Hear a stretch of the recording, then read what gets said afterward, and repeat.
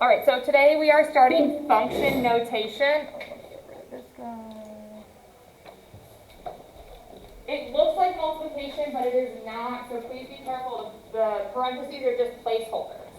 One method of defining a function is by naming the function, indicating the variable inside of the parentheses, and then defining a rule. It is important not to mistake function notation with multiplication. So function notation is most commonly going to look like this. Something is equal to f of x. That is how we read the f parentheses x. It really is pronounced of. We know that our y is our output.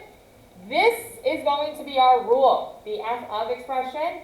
And then the variable or the letter or number or expression, whatever is inside of the parentheses, is still our input. Recall that function rules commonly come in one of three forms: equations, graphs, and tables. We're going to start super simple, and then we're going to see expressions. So if you don't understand the coefficient, stop me. Evaluate each of the following given the function definitions and input values. So for letter A, we have f of x equals 5x minus 2. 5x minus 2 is our rule. We want to find the output when we have the specific inputs. Oh, that's a different auto. Okay, so we are going to use these two, f of 3 and f of negative 2, to evaluate this rule. Notice, we're going to go ahead real quick, but notice that in front of this parenthesis is an f, in front of this parenthesis is an f.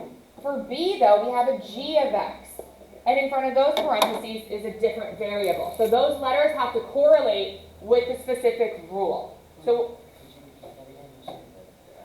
the letter in front of your rule, so meaning the expression that we're evaluating, have to correlate with the letter that you want to substitute in. So if over here, this actually said g of negative 2, we would not be able to substitute that into this rule because he's an f rule. Okay? So we'll see that a little later on. I just like to point it out ahead of time because then you guys say, like, you never said that. So for letter A, we want to first evaluate f of 3. Everywhere we saw an x in our rule, we're now substituting it with the number inside of our parentheses. There was an x. I'm now multiplying it by 3, and then we'll evaluate. Of course, always following PEMDAS. So we have no parentheses, no exponents, but we have multiplication. 5 times 3 is 15. We're subtracting 2. So what does f of 3 equal? Okay, notice that I wrote what I was trying to evaluate, and I said that equal to my answer. That is how you have to write your answers for function notation. So for f of negative 2, everywhere we saw an x, I'm now substituting negative 2, but my rule is still the same. We're multiplying 5 and negative 2. Thank you. Negative 10 subtracted by 2. What does f of negative 2 equal? Negative 20. Great. Why don't you guys try letter B? We have g of x equals x squared plus 4. We want to know when g of 3, and we want to know g of 0.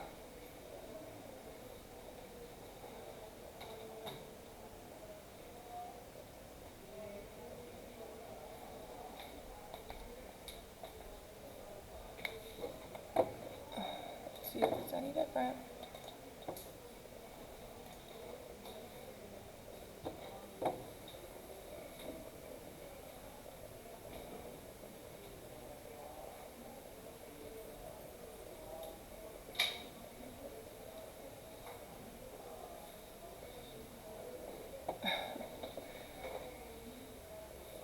It's just not going to connect.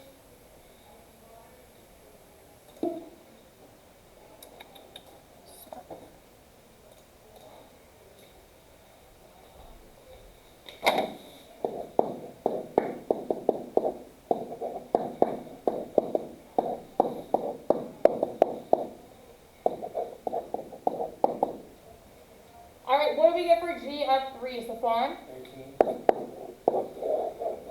What do we get for g of 0? All right, any questions or issues?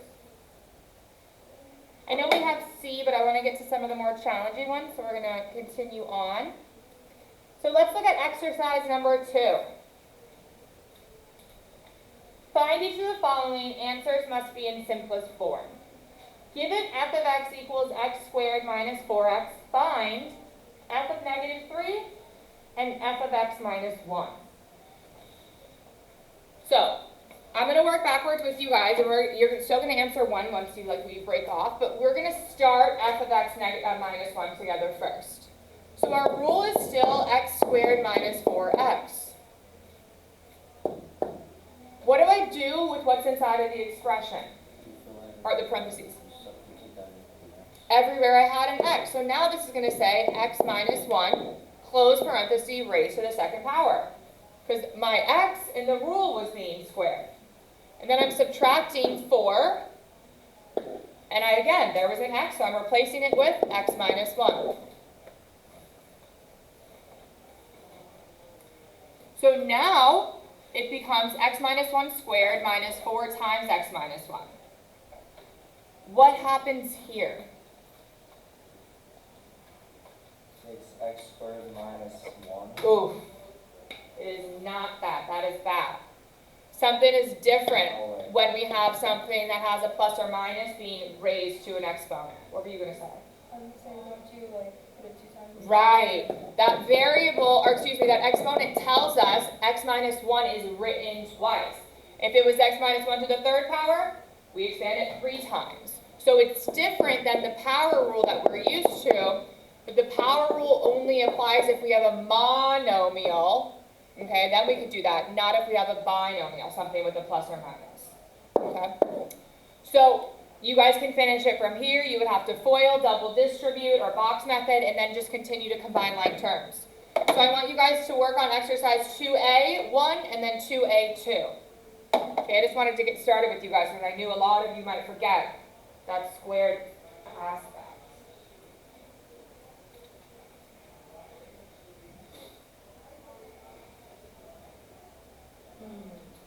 Yeah, like that, the 3 is going to be on the other section. No. Yeah, leave them as X's.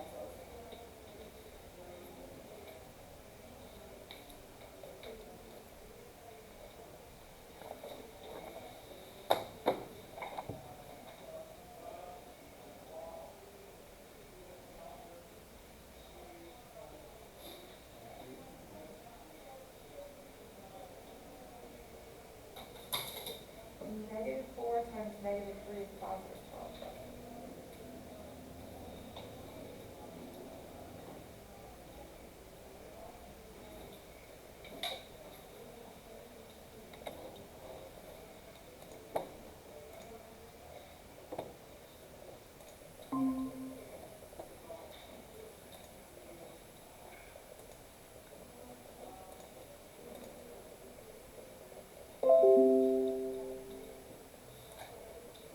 All right, guys, so I was able to just reconnect with you guys. I did the screen record, so I'll post whatever beginning of the lesson as on top of this to YouTube. I'm not going to stop the recording just in case we leave you again. But you're just going to pick up with us. We're looking at exercise. Well, you'll see when I show you my screen. So I will continue to post it. But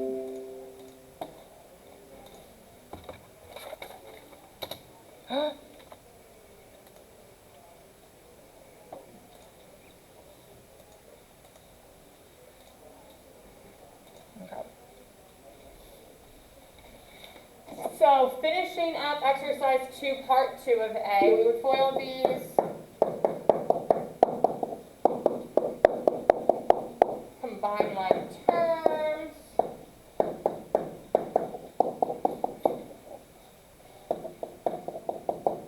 How many of us got f of x minus 1 is equal to x squared minus 6x plus 5? Did I make a mistake? How come only one of us? I mean, come check the rest of you. I didn't do X. I didn't FOIL. Okay, you did FOIL. Why did you raise your hand? Guys, you did what? know how to combine my terms. Why don't you raise your hand? Um, Guys, I stopped teaching because it seems that you don't understand it. So if you guys aren't understanding it, we gotta raise our hand. let me change myself to The distribution. Okay, so yours is the double negative issue. Guys, foiling is not new. It shouldn't be new to any of you. All right, then for part 1 of this, we have f of negative 3. Our rule is x squared minus 4x, so negative 3 squared minus 4 times negative 3. When we square a negative number, it becomes positive. Negative 4 times negative 3 is positive 12. So f of negative 3 is equal to what?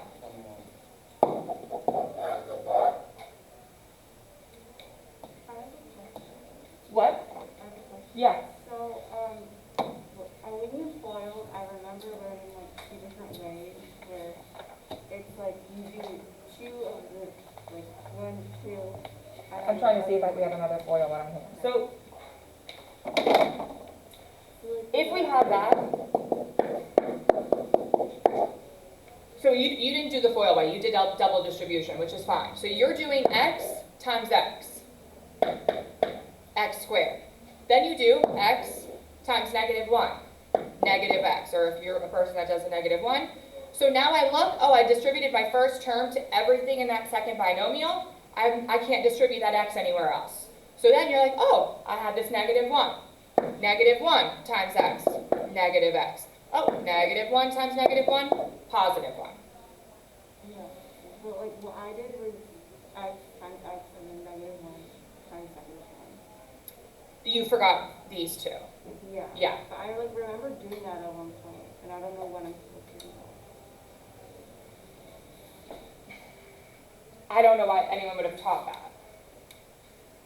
To only do this and this. It could be if you have opposites, because the middle term will cancel out, but I would never have taught my kids to not multiply the middle. If you see 2 parentheses that are touching, always distribute 4 times, okay? Unless it's a trinomial, then we have to do more multiplication. But yeah, you don't look like, yeah, I don't know, maybe that was a special shortcut that your teacher has, but it shouldn't be a thing. All right, these are all, this is just more equations. So let's look at exercise number 3. Yeah, given f of x equals 5x minus 1, find the value of x when f of x equals 29.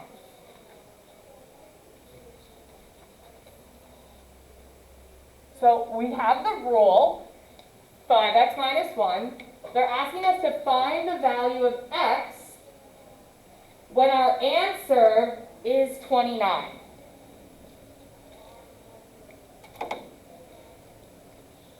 What do we do? I think 5x minus 1 equals 29. Yes, ma'am. And we just added the 1 on both sides.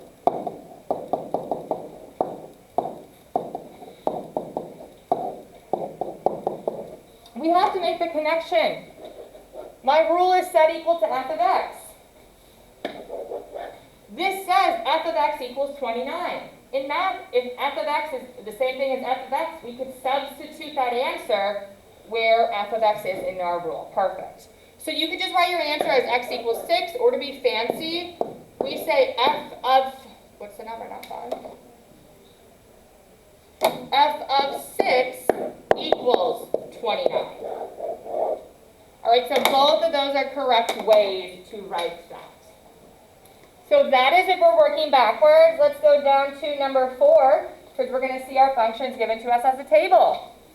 Okay, part B is just more of that problem. Boiling water at 212 degrees Fahrenheit is left in a room that is at 65 degrees Fahrenheit and begins to cool. Temperature readings are taken each hour and are given in the table below. In this scenario, the temperature T is a function of the number of hours H. So we could see we have all of our hours from 0 to 8, and then we have our temperature from 212 to down to 65. We want to evaluate T of 2, t of 6. And we also want to find the value of h when t of h equals 76. Tables are lovely because the tables provide all of our information for us. There's no substituting. It's just reading and evaluating. What variable or input or independent or dependent, what is inside of the parentheses? Our input or our output? Input. The input, our x value. So typically, our x's are on top of our tables and our output is the bottom, the result. So this is saying evaluate t of 2. What is the temperature at 2 hours?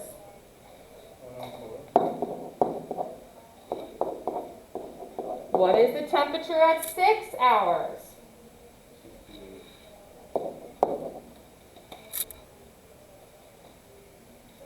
For what value of h is t of h 76? What hour is it when our water is at 76? Or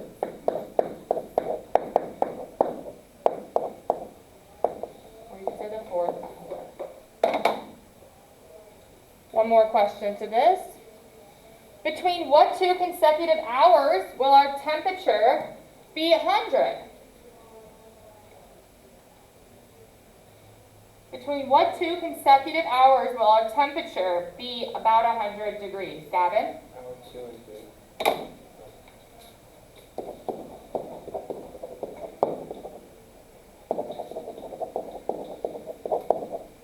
Right, we're not sure. It could be 2.5 hours. It could be 2 hours and 1 minute, but it's somewhere between 2 and 3 hours that we're going to get to 100 degrees. How do we feel about tables? We love them? Or do we love the rules more? Gosh, okay, I guess we're doing all rules on the test. Last way of seeing these functions is graphs. The function y equals f of x is defined by the graph shown below. Answer the following questions based on this graph. We want to evaluate f of -1, f of 1, and f of 5. Here is our function. So this is what we're concerned with. We want to find where those x values intersect that function, or the blue line. So our first one, f of -1. Again, what is that -1? Is he x or is he y? X. So let's go to x equals -1. Here is 0. So this is x equals -1, this line right here. At what y value do we intersect when x is 1? Because here, -1. This is me, x equals -1. What y value is he at? 0.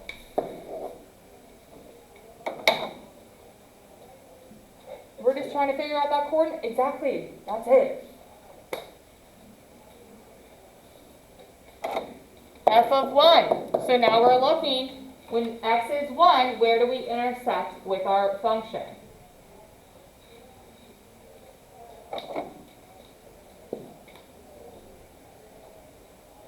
What's our y value? 4. And then f of 5. 1, 2, 3, 4, 5.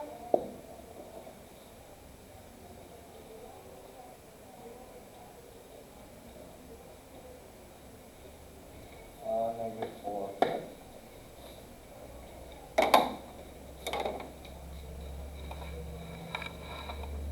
Any questions?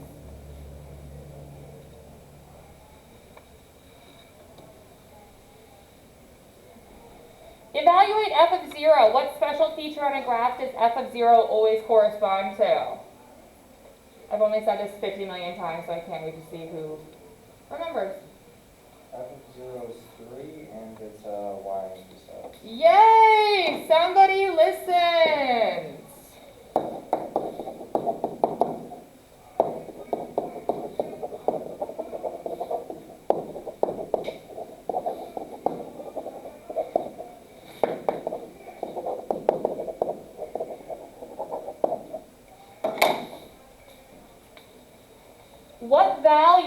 x solve the equation f of x equals 0? What special features on a graph does the set of x correspond to?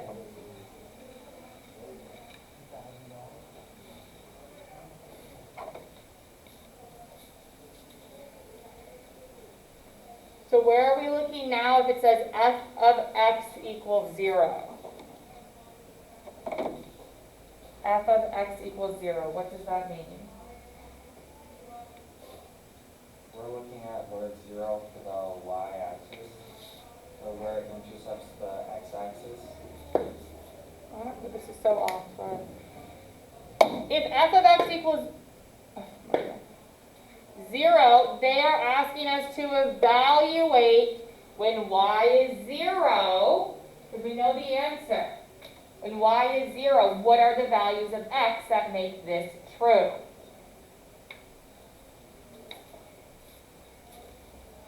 How many values are going to make this true? 3.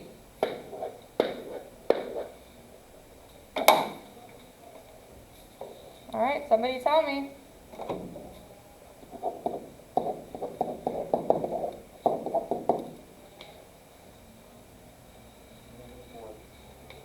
Can't just be Gavin all the time. It cannot just be Gavin all the time. Matthew, give me one. Right, you're not even on the notes. No, you swipe. You want to pretend that I just watched you swipe up. Don't do that. You guys, I can see your hands are not like. Come on, don't do that. Jerianne, you got one for us?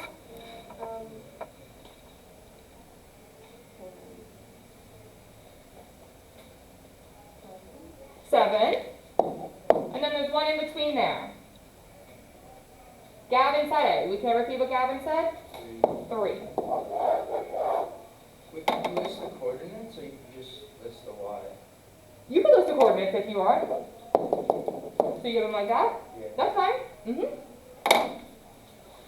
Between what two consecutive integers does our largest solution to f of x equals 3 lie? So f of x equals 3. Are we drawing a horizontal or a vertical line?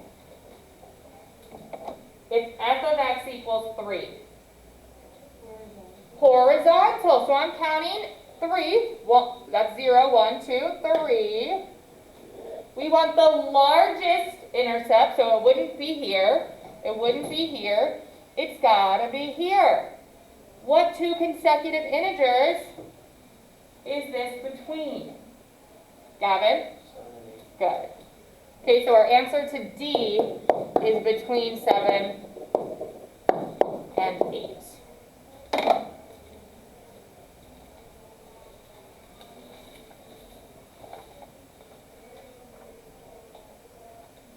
All right. Last question we're going to look at is number 6. For a function y equals g of x, it is known that g of negative 2 equals 7. Which of the following points must lie on the graph of g of x? This is like one of the easiest questions, but somehow we simply messed this up. Aina? 3, 0, 7. Think of what they gave us. They didn't say anything about x-intercepts or y-intercepts. Oh, wait. Yeah, Negative 2, 7. Yes! Beautiful. The number inside of my parentheses represents our x-coordinate. Whatever it equals is our y-coordinate. All right, so there's no work to do. It's literally you guys just understanding which position in our function rule is which variable. Okay, I'm going to stop my recording so I still have time to upload it. Oh, it's not big enough. Whatever it is.